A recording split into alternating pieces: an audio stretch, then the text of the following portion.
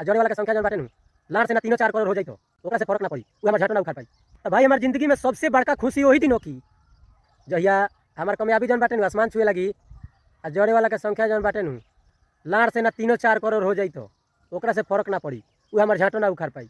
तो जिंदगी में हम इहे सपना सजैले बानी कि भाई तो कहिया हम वायरल होके वीडियो बनावतनी, ना तो एकरा बीच में एकर बहिं तो खुशी उसी तो मिली उली ना केहू के। इ लौंड जैसन जिंदगी से मतलब के रखेला, केहू ना रखेला। पैसा रुपया बड़ी है तो छोकरी माल जाल सारा एकदम घूमिए सब पीछा।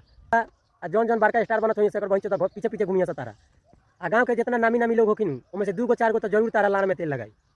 आ जड़े वाला के संख्या जन बाटे नु लाड़ से ना 3-4 करोड़ हो जाई तो ओकरा से फर्क ना पड़ी, उ हमर झटो ना उखाड़ पाई।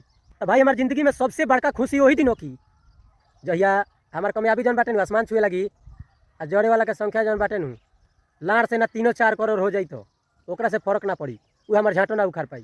तो जिंदगी में हम इहे सपना सजैले बानी कि भाई तो कहिया हम वायरल होके वीडियो बनावतनी, ना तो